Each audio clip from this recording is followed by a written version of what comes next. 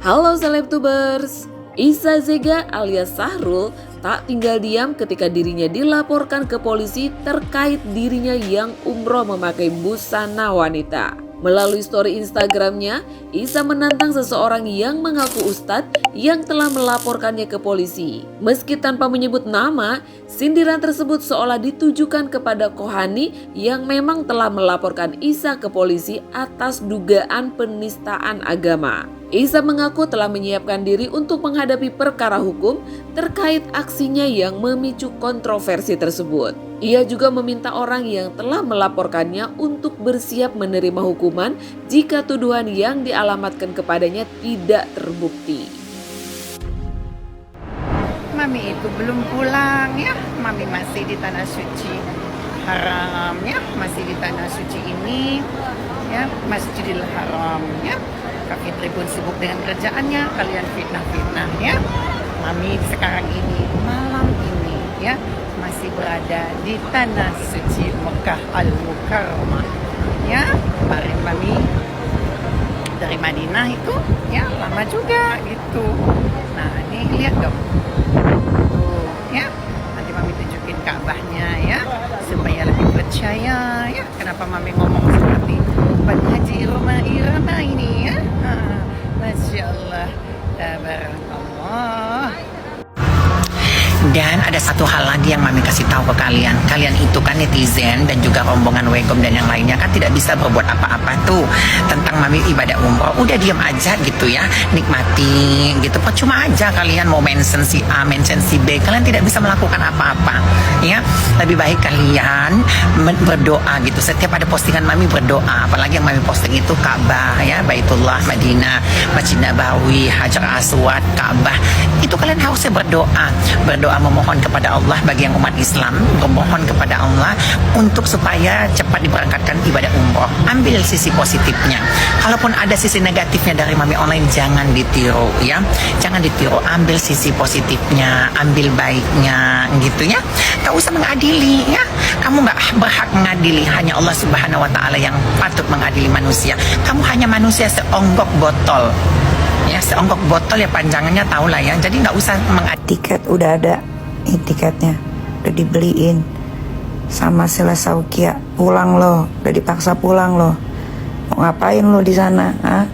Lo mau ngapain di Madinah, di Jeddah, di Mekah? Mau ngapain? Mau ngapain? Mau ibadah? Nggak bisa ibadah lo, nggak diterima. Walaupun semua manusia di muka bumi ini berhak kok untuk ke sana, tapi bukan untuk membohongi jenis kelaminnya. Banyak kok contohnya, waria pergi umroh pakai baju laki. Lu doang yang batu bebel, susah sih. Kalau hidup bapaknya aja dukun gimana ya, anaknya begini udah tebas perkutut tetap pendiriannya perempuan, padahal jelas-jelas di pengadilan disahkan menjadi perempuan. Berarti kan sebelumnya lu alien.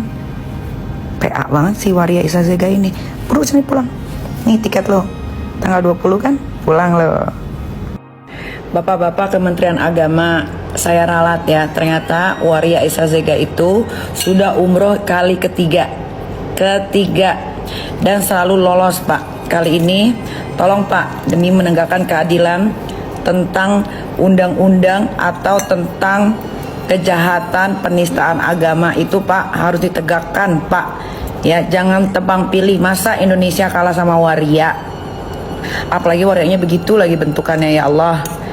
Ayo Pak, kasihan Pak orang-orang yang udah pada di penjara gara-gara penistaan agama Pak. Ini yang udah jelas-jelas di biji mata, udah bukan penistaan agama lagi Pak, dimain-maininnya pula itu agama. Kasihan Pak perempuan-perempuan yang lagi umroh itu jadi batal gara-gara dia juga umrohnya itu nggak sah. Karena kalau ambil mikot di Mekah dia harus menjadi seorang laki-laki, pakai baju ihram, kelihatan tuh keteknya kemana-mana. Ini enggak nih, tolong Pak tindak lanjuti, terima kasih.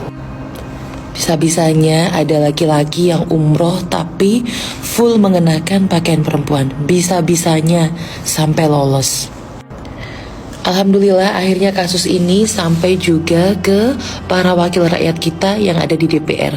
Bagaimana bisa di Indonesia ini ada seorang laki-laki tulen yang berangkat menunaikan ibadah umroh ke Mekah dan Madinah menggunakan atribut jamaah umroh wanita, padahal dia adalah seorang laki-laki tulen.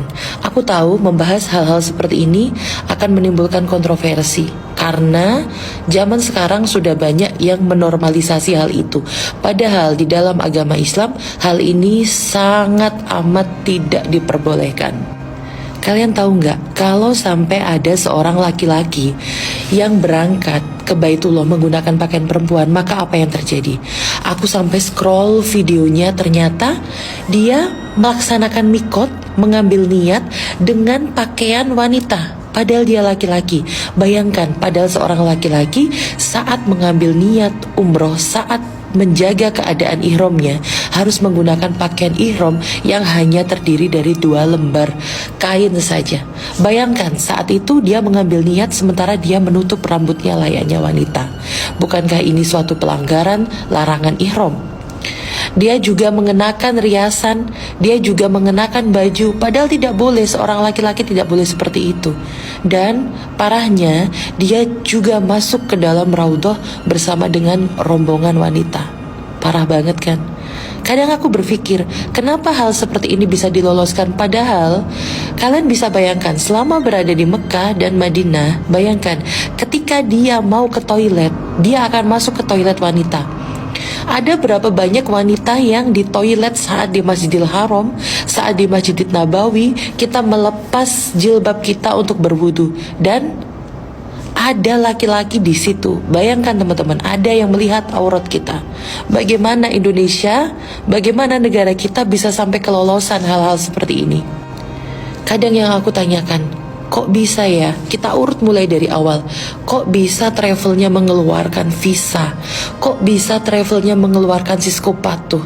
Bahkan kok bisa travelnya memberikan seragam wanita? Padahal jelas depan mata, jelas terlihat dia bukanlah seorang wanita. Bagaimana bisa travel ini tadi mengeluarkan izin, mengeluarkan psikopatuh untuk orang laki-laki, sementara dia berangkat menjadi seorang perempuan? Bukan hanya travelnya yang harus kita pertanyakan, bagaimana pembimbingnya, manasik sebelum berangkat? Apakah tidak melihat bahwa di situ ada seorang laki-laki yang menyamar sebagai perempuan? Bukan hanya pembimbingnya, tapi teman-temannya. Bahkan dia umroh bersama teman-teman wanitanya, teman-teman. Bayangkan bagaimana teman-teman wanitanya ini tadi bisa menormalisasi hal ini. Dia bukan seorang wanita, dia laki-laki. Selama berada di sana pun dia sholat di sofnya wanita. Bayangkan apabila kulitnya tersentuh oleh kulit wanita lain. Ya Allah, parah teman-teman.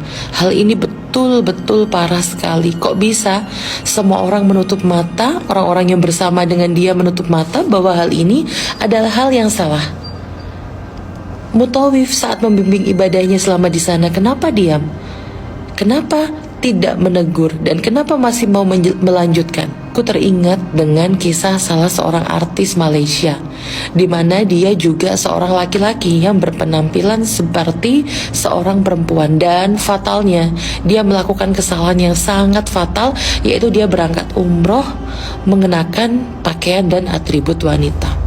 Tapi sanksi di Malaysia sangatlah berat, sampai dia dihukum dengan sangat berat, dan sampai sekarang dia tinggal di Australia, teman-teman. Dia tidak bisa, bahkan dia tidak bisa kembali lagi ke Malaysia. Luar biasa Malaysia memberlakukan hukuman kepada orang yang sudah menistakan agama. Kita kawal ya teman-teman kasus ini sampai selesai, kita pastikan dia mendapatkan hukuman yang setimpal, karena kasus seperti ini harus kita viralkan dan harus kita sampaikan kepada halayak umum bahwa hal ini tidak benar. Hati-hati menjadi seorang influencer, karena semua tindak tanduk kita, gerakan kita akan diikuti oleh banyak orang. Kalau sampai kasus kali ini lolos dan tidak mendapatkan hukuman, maka jangan kaget kalau akan ada banyak lagi laki-laki lain yang menyerupai perempuan dan berangkat umroh menggunakan atribut perempuan. Tidak lupa kita doakan negara kita Indonesia agar Allah jauhkan dari azab yang disebabkan oleh hal-hal seperti ini. Dan kita doakan semua saudara-saudara kita agar Allah berikan hidayah. Amin ya rabbal alamin. Seperti diketahui nih guys, Iza Zega resmi dilaporkan ke Polres Metro Jakarta Selatan pada 20 November 2024 oleh aktivis Kohani Kristianto. Pasalnya, Kohani menilai ini sudah kesekian kalinya Iza Zega melakukan umroh dengan berpenampilan perempuan. Sebelum membuat laporan polisi, Kohani yang merupakan Sekjen Mu'alaf Center sekaligus pengurus pesantren Az-Zikra ini mengaku sudah berkonsultasi kepada praktisi hukum hingga MUI Majelis Ulama Indonesia. Ya, jadi sebetulnya seorang transgender atau waria yang kita kenal kalau umroh itu nggak masalah, asal pakai cara laki-laki. Kalau menghakimi kita nggak berani. Seseorang adil akhirnya, kalau belum mati kita nggak boleh menghakimi atau mengatakan dia apalah, siapa tahu bertobat. Tapi faktanya orang ini udah nasihati. Pertama kali saya tahu kasusnya dari anggota DPR ya. Terus kok kayak begini? Nah, kita tanya lagi sama ketua MUI, namanya Abuya Anwar Abbas. Ini penistaan, karena ternyata berkali-kali, ini udah ketiga kalinya. Dia umroh dengan sengaja menggunakan pakaian wanita bercampur baur dengan wanita. Walaupun dia sudah operasi kelamin, walaupun dia sudah punya payudara, tapi kodratnya laki-laki, asalnya laki-laki. Jadi di sini dia termasuk bagian yang dilaknat oleh Allah dan Rasulnya. Nah, bagaimana orang yang dilaknat oleh Allah dan Rasulnya kok malah sengaja umroh menodai tempat suci? Nah, ini kita himbau, waktu itu udah kita himbau, jangan umroh, gitu, jangan diulang. Hanya sekedar menghimbau ya, gitu. Tapi ketika dia sudah menantang-nantang, malah ngomong yang enggak, ya akhirnya dalam ITE pun itu termasuk pelanggaran, jadi kita polisikan. Sejak kapan dilaporkan mungkin? Selasa diprosesnya Rabu. Boleh. Rabu 20 ya? Ya, ini hari Rabu tanggal 20. Nanti saya kirim lagi. Oke, siap. Sebelum sampai akhirnya memutuskan untuk melaporkan, sudah konsultasi kemana saja kok? Saya sudah dengan pengacara, sudah dengan praktisi hukum, sudah dengan ulama, dalam hal ini MUI ya, gitu. Dan akhirnya memang dia bukan orang yang berkelamin ganda. Kalau orang yang lahir dengan kelaminnya ganda, ada kelamin laki-laki dan perempuan, itu beda. Itu bukan termasuk yang dilaknat Allah. Nanti dia akan tes kromosomnya, dites DNA-nya, akan diputuskan dia laki-laki atau perempuan. Tapi kan ini lahirnya dengan nama Sahrul ya. Setelah sampai dewasa pun dia masih punya kelamin pria gitu. Dan jelas pria gitu. Kalau masalah kelainan, merasa diri perempuan silahkan. Tapi seorang laki-laki dan perempuan itu kan ditentukan oleh Allah dari lahirnya dan bisa ditentukan kelaminnya. Memang manusia bisa mengubah apapun bentuk tubuhnya. Mata, hidung, kita tahu sekarang ada operasi plastik, mau mengganti kelaminnya. Dia nggak bisa melahirkan, dia nggak bisa haid, dia nggak punya rahim, dia laki-laki. Jadi ya jadilah laki-laki. Bukti-bukti apa aja mungkin yang disertakan? Ada buktinya. Waktu itu sebelum Instagram dia di private, kita screenshot semua, kita ambil linknya, ada videonya, dan sudah kita serahkan ke polisi ya dari sana semua. Itu diantaranya ada ini. Ini berangkatnya kan SS Travel, tadinya orang bilang Dream Tour. Saya langsung hubungi Pak Umar Bakadam yang punya, enggak sama sekali, enggak ada urusannya dan enggak tahu. Terus ini bukti dia masuk di Madinah, di Raudhoh, banyak sih ya. Terus nah, ini sebelum dia masuk Mekah. Sekarang dia sudah di Mekah. Oh, berarti sekarang posisinya masih ada di sana. Sekarang di Mekah, hotelnya kan dia bilang jam-jam Clock Tower. Bukan, saya tunjukin hotelnya nih. Nah, hotelnya dia sekarang lagi diduduk, ada teman-teman di situ. Nama hotelnya Elaf Al Makam Hotel Mekah Ajat.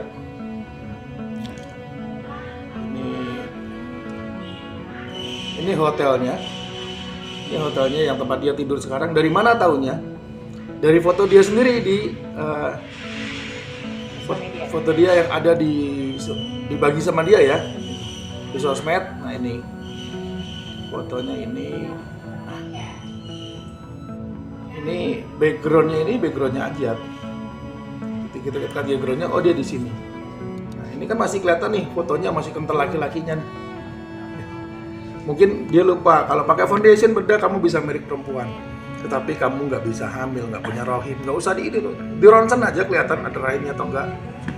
Tapi kan ini nggak hanya sebelumnya sempat menegur atau secara pribadi.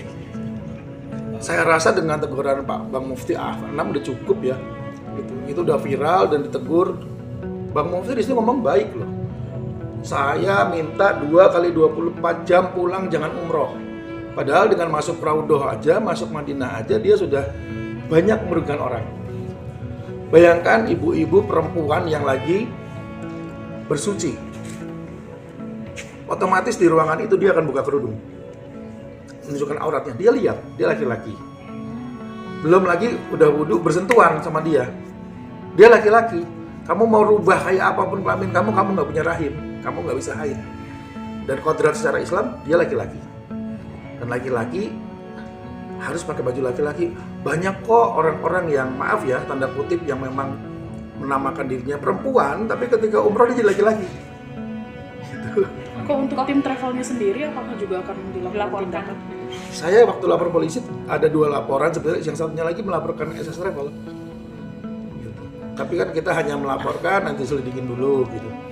Apakah benar yang memberangkatkan SS Travel? Kalau visanya dia. Kalau visanya jelas SS Travel. Dan ini SS Travel nggak cuma sekali ya. Sejauh ini berarti belum ada konfirmasi juga atau tanggapan dari SS Travel? Saya nggak kenal orangnya siapa, tapi orangnya yang saya lihat di media sosial nggak ada klarifikasi, terus nggak ada pembicaraan apakah dia atau tidak. Nah, nanti kan yang mau melaporkan bukan saya itu, yang lebih lanjut Bang Mufti Anam, anggota DPR langsung. ini kan Isaziga hanya sekali nih, 2 kali atau 3 kali melaksanakan ibadah umroh. Ya, mungkin yang ketiga kali ini karena dia pamer, karena dia ramekan. Kita juga nggak tahu loh, siapa tahu ternyata ada waria umroh pakai baju perempuan. Tapi dia nggak pamer, dia nggak menunjukkan, dan dia nggak menantang-nantang. Tapi secara hukum ya, kalau bisa jangan. Berarti Isaziga sendiri dianggap menantang, dengan memamerkan itu dianggap menantang? Bukan cuma masalah memamerkannya, tapi menghiraukan. Masyarakat sendiri sudah menasihati ya banyak banget kan, mulai menasihati mencaci gitu loh. Ya, tapi kita jangan masuk yang dalam bagian mencaci. Masuk viral juga, bahkan teman-temannya sendiri banyak menasihati, dan dia malah sengaja posting gitu. Bukannya bertobat, malah ada saya lihat rindu ketemu Rasulullah, terus menganggap dirinya diundang Allah. Saya diundang Allah ke Mekah, enggak, Allah nggak pernah mengundang siapapun yang bermaksiat. Di Mekah ada penjahat banyak gitu. Ada orang jahat juga banyak, orang maksiat juga banyak. Tapi undangan Allah itu, orang yang diundang Allah pasti tidak menyalahi syariat Islam. Untuk dari travelnya sendiri juga akan masuk ke dalam pasal penistaan kah atau seperti apa prosesnya? Itu memang di laporan polisinya belum dimasukkan di laporan saya karena sedang dicari unsurnya, diselidiki. Jadi untuk menerima laporan pun polisi harus mempertimbangkan pasal dan bukti yang ada. Sudah ada gambaran mungkin kepulangan dari Isaziga sendiri, dari teman-teman yang ada di sana mungkin? Kalau bocoran tiketnya ini ada yang kirim ke saya. Nah ini tiketnya nih. Isaziga sekarang ada di Mekah, akan pulang hari Jumat tanggal 29 November. Ya, dia ternyata naik ekonomi juga, nggak masalah naik apapun, tapi dia pulangnya nggak langsung ke Indonesia ya. Dia dari Jeddah akan ke Doha. Dia transit sekitar 12 jam, baru ke Jakarta. Dia akan sampai hari Sabtu. Tanggal 30? Ya. Jam berapa? Sampainya di Jakarta itu jam 14.45.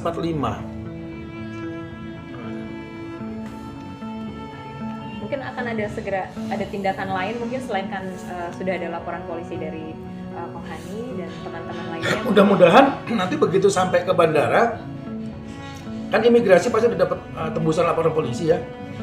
Ya kita berharap daripada nanti sampai beredar tuh alamatnya. Ada yang ngasih alamatnya di Cakung di sini. Kita sih jangan main hakim sendiri. Ini negara hukum. Hukum di sini ada 2. Ada hukum KUHP yaitu pengadilan negeri, ada hukum agama, pengadilan agama.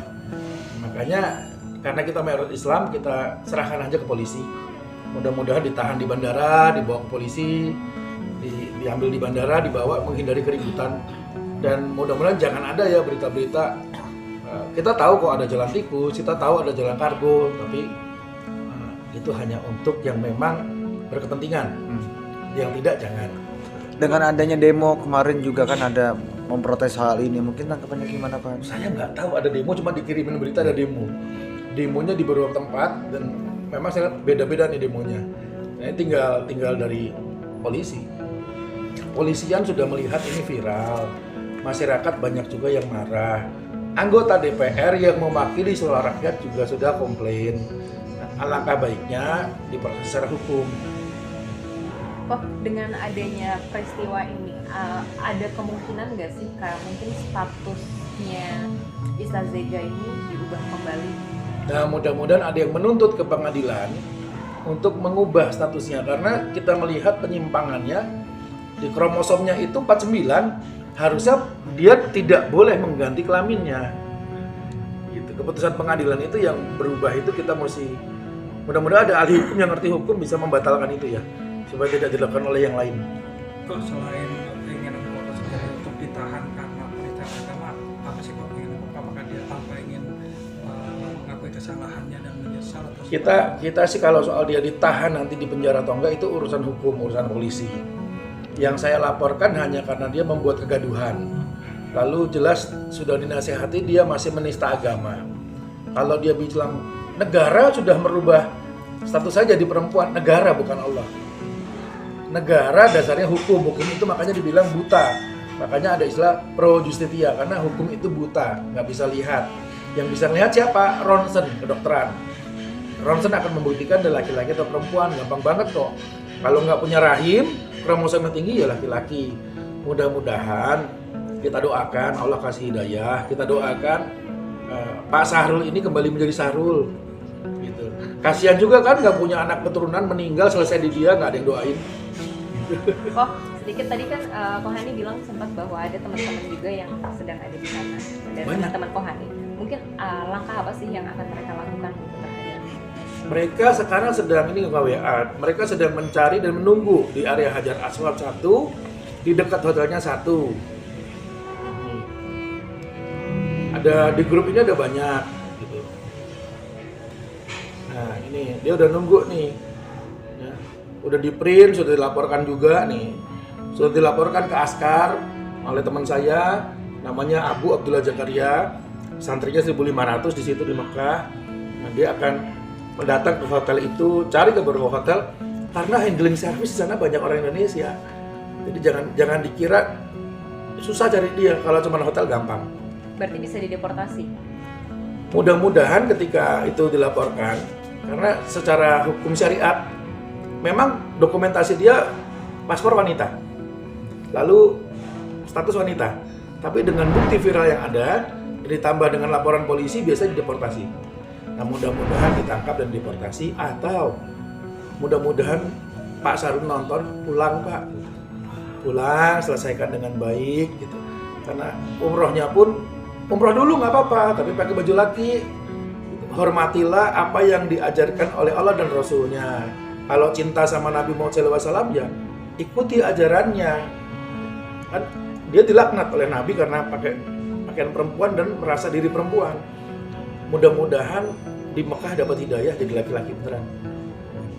Oke. Kok mungkin maaf satu lagi, ini banyak netizen yang membandingkan Isa Zega ini dengan almarhum Dorce sendiri. Nah, itu mungkin tanggapannya seperti apa? Iya, banyak yang ngomong kok Dorce enggak. Ya, saya belum masuk Islam waktu Dorce.